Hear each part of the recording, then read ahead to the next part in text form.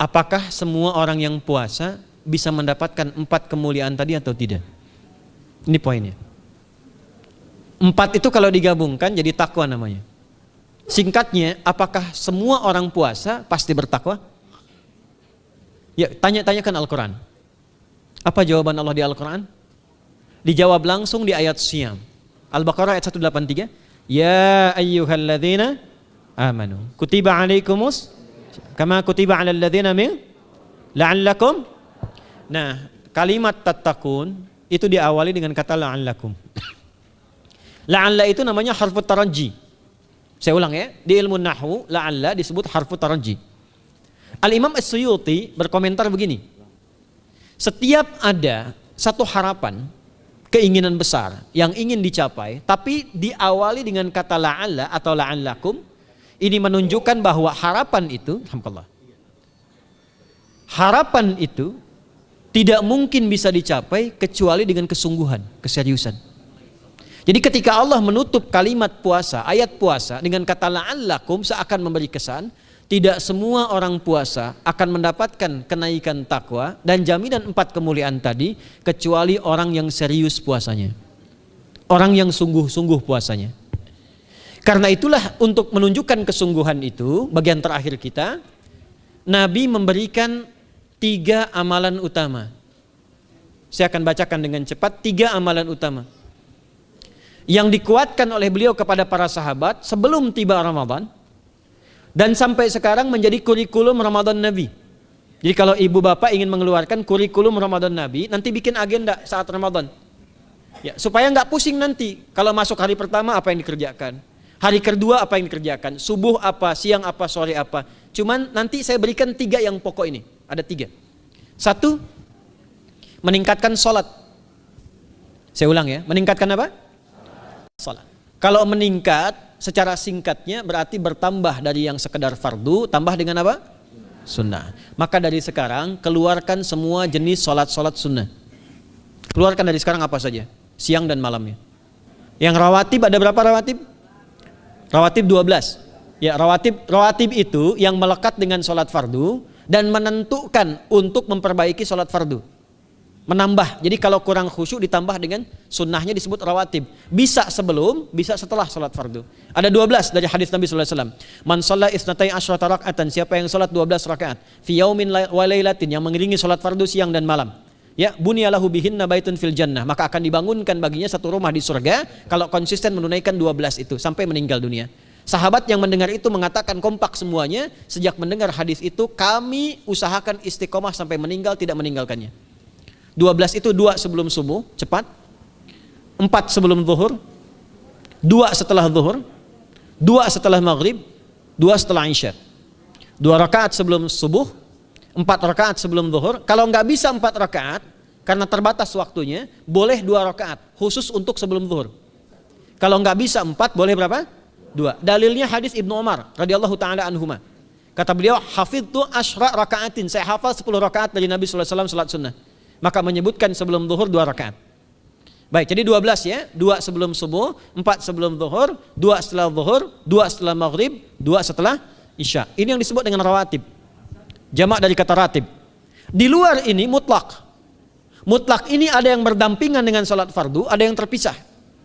Contoh yang berdampingan, 4 rakaat sebelum asar. 4 rakaat ini bukan disebut rawatib, tapi salat mutlak. Cuma waktunya berdampingan dengan salat fardu. Jadi dia nggak memengaruhi salat fardu, cuma punya keutamaan sendiri. Apa keutamaannya? Hadis Ibnu Umar radhiyallahu taala anhuma, ketika beliau menyampaikan qala Nabi sallallahu alaihi wasallam rahimallahu ra'an shalla qabla al-asri arba'an. Allah akan menambahkan rahmat pada orang yang terbiasa salat 4 rakaat sunnah sebelum salat asar. Jelas ya? Baik. Kemudian apalagi setelah itu? Salat di antara 2 adzan dan 2 adzan ini, adzan dan iqamah. Ya, di antara adzan dan iqamah. Tahiyatul masjid. Apalagi misalnya salat duha. Duha dibagi 3. Awal duha itu kurang lebih 1,5 jam setelah salat subuh. Subuh sekarang misal 4:30, maka jam 6 muncul awal duha. Namanya syuruk. Saya ulang, salat apa namanya? Syuruk itu salat awal duha. Jumlah rakaatnya 2 rakaat. Man shalal ghadata fil jama'ati thumma yaqudu yadhkurullah subhanahu wa ta'ala fa yusalli rak'ataini fa kana alaihi ka ajri umratin wa hajjin, ya ka ajri ummatin wa hajjin tamatan. Siapa yang salat subuh 2 rakaat dengan berjamaah, ya, dan umumnya kalau berjamaah bisa ke masjid di masjid. Kalau tak mampu ke masjid, tunaikan di rumahnya. Setelah itu tidak beranjak dulu, dia duduk untuk berzikir kepada Allah. Zikir itu bisa baca Quran. Quran surah 15 ayat 9 itu Quran disebut dengan zikir. Quran surah 54 ayat 17, 22, 32, 40 itu Quran disebut dengan zikir. Bisa baca Quran, bisa berdoa. Doa disebut dengan zikir. Quran surah ke-7 ayat 205. Ya. Bisa dengan apa lagi? Bertafakkur, ya, mengaji, ta'lim, itu disebut dengan zikir. Ali Imran ayat 190 191. Alladzina yadhkuruna Allaha qiyaman wa qu'udan wa 'ala junubihim wa yatafakkaruna fi khalqis samawati wal ard, ya, disebut dengan zikir. Bisa bertasbih. Zikir pagi petang, kalimat-kalimat thayyibah, ada itu di Quran surah keempat ayat 103. Jadi habis salat subuh zikir dulu. Doa dulu, zikir dulu, belajar dulu, tafsir dulu. Setelah itu muncul syuruk. Perjalanannya disebut isyraq, melewati masyrik, 1 tombak bayangan, dia salat 2 rakaat, itu pahala salatnya senilai haji dan umrah. Sempurna. Bukan sudah haji, bukan. Mau kemana? Ibu mau haji dulu? Tidak. Ya, hajinya nanti bulan Dzulhijjah. Tapi senilai haji dan umrah itu 2 rakaat. Awal duha disebut apa? Syuruk. Pertengahan duha sekitar jam 9 jam 10. Jumlahnya 2 sampai 4 rakaat. Ya, 2 sampai 4 rakaat. Apa fungsinya? 1, mengganti seluruh zikir yang ada dalam tubuh kita. Mata berzikir, telinga berzikir, lisan berzikir, bisa diganti dengan 2 rakaat duha. Itu waktunya pertengahan duha. Kurang lebih dari jam 8, 9, 10 lah, kurang lebih 3 jam itu, ya. Yang kedua, bisa menghambat atau menghentikan, menahan satu musibah umum. Misal ada kebanjiran nih atau macet nih. Orang-orang kena macet. Bapak yang biasa sholat duha pertengahan itu tiba-tiba ditolong oleh Allah, dibebaskan. Tiba-tiba ada orang datang, Pak lewat sini di sana macet. Atau dibimbing ada kontraflow. Itu manfaatnya duha tuh. Yang pertengahan. Yang terakhir adalah akhir duha. Sekitar jam 10 sampai jam 11 menjelang ke zuhur. Ya, akhir duha itu jumlahnya dari 2 bisa 4 sampai 8 rakaat. Di antara manfaatnya bisa mempermudah datangnya rizki dengan izin Allah Subhanahu wa taala ketika ikhtiar. Itu duha. Nanti ke malamnya silahkan tahajud, tingkatkan tarawihnya sampai ditutup dengan witir. Itu salat. 2 yang terakhir saya cepat, 2 yang terakhir adalah banyak berinteraksi dengan Al-Qur'an. Ada 3 caranya. 1, banyak membaca. Itu namanya qiraah. Silahkan Bapak Ibu siapkan dari sekarang, targetnya khatam misalnya 1 kali, berapa juz? 30 juz. Kalau mau gampang bagi 30, berarti 1 hari berapa? 1 juz. Paling gampang lagi, supaya nggak capek ngajinya, supaya nggak capek, bagi 1 juz 5 waktu sholat. Contoh, juz pertama itu Al-Baqarah plus Al-Fatihah. Al-Fatihah saya nggak hitung lah karena sudah hafal ya. Al-Baqarah itu 141 ayat, juz pertama. Bagi 5, 28. Jadi setiap ketemu waktu sholat, bagi 2 lagi, 28 bagi 2 berapa? 14. Sebelum sholat baca 14 ayat, setelah sholat baca 14 ayat. Itu 14 ayat tuh paling-paling nggak nyampe 5 menit Bu Pak. Kalau investasi 10 menit setiap waktu sholat bagi 2 kita baca 14 ayat, itu insya Allah selesai Ramadan khatam Quran. Itu udah rumus. Ya, tidak cukup dengan amin, siapkan dari sekarang. Siapkan. Ya.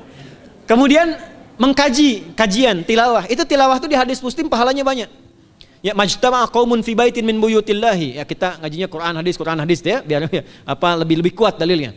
Majtama'a qaumun fi baitin min buyutillahi yatsluna kitaballahi wa yatadarasuna fima bainahum. Ya, siapa yang bisa tilawah Quran, ngaji, tafsir, keluarkan misalnya untuk Ramadan 10 hari saya pengen tahu Al-Fatihah. Itu ketika dilakukan punya 4 keutamaan. 1, ghasyiyatuhum rahmah. Selama ngaji rahmat Allah dibentangkan. Kalau pengen doa cepat dikabulkan, kalau istighfar diampuni. Yang kedua, awas ini nazalat alaihimus sakinah, diberikan ketenangan dalam jiwa. Bapak Ibu pengen di rumah tangga nyari sakinah, isi dengan Quran di rumah. Amalan terakhir infak. Ya, hadisnya dari Ibnu Abbas, an Ibnu Abbas radhiyallahu taala anhuma, qala, ya, beliau mengatakan kana Nabi sallallahu alaihi wasallam ajwadan nas wa ajwadu ma yakunu fi Ramadan. Adalah Nabi sallallahu alaihi wasallam itu orang yang sangat luar biasa dermawan dan lembut. Dan bertambah dermawan lagi ketika tiba Ramadan. Apa yang dilakukan Nabi? Mensupport sahabat, siapapun yang punya anggaran untuk infak, disiapkan sebelum Ramadan. Jangan berpikir banyak Bu. Yang penting ada anggaran, 30 ribu nggak ada masalah. Setiap hari 1000, tidak harus uang, makanan. Pernah dengar hadis ini nggak? Siapa yang memfasilitasi bukaan orang puasa walaupun dengan sebiji kurma dan sehirup air, maka dia mendapatkan pahala seperti orang puasa itu tanpa dikurangi sedikit pun. Ada? Hadisnya sahih di At-Tirmidzi. Tapi bukan berarti nyari kurma ke Tanah Abang setiap hari satu. Terus minumnya satu sedotan aja ganti-ganti. Ya, maksudnya apa? Yang paling minimal kita bisa keluarkan. Itu pahalanya 700 kali lipat dikali 10. Paling standar. 700 kali itu standar biasa di hari ini. Dalilnya Al-Baqarah ayat 261 yang dibacakan Adinda tadi kita itu. Ramadan kali 10 lagi. Maka dari itu disiapkan dari sekarang untuk infak. Kalau kami di desa itu, ibu saya selalu kalau Ramadan itu RT-nya setiap rumah. Ini untuk bukaan hari ini rumah A, rumah B, rumah C.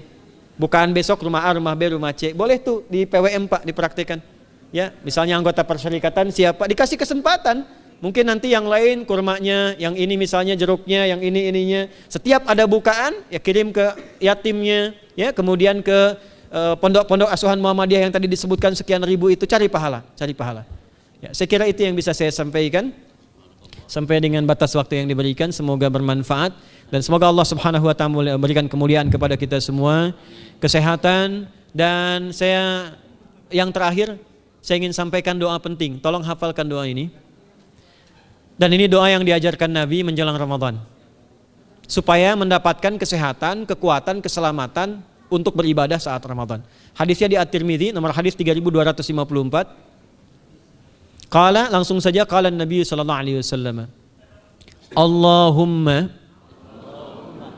ahillahu alaina bil yumni wal iman was salamati wal islam rabbi wa rabbukallah. Nah, itu tolong nanti dihafalkan, tadi sudah direkam, dibimbing. Nanti ketika ditetapkan masuk awal Ramadan, bacakan itu. Ya Allah, anugerahkan awal Ramadan kepada kami dengan ketenangan, kedamaian, kekuatan iman, keselamatan, sehat, nggak sakit sampai selesai puasanya, diberikan kekuatan untuk ibadah dalam keislaman dan diikhlaskan hanya karena Allah Subhanahu wa taala. Subhanakallahumma wa bihamdika nasyhadu an la ilaha illa anta nastaghfiruka wa natubu ilaik wa akhiru da'wana anil hamdulillahi rabbil alamin wal 'afu minkum fastabiqul khairat. Assalamualaikum warahmatullahi wabarakatuh.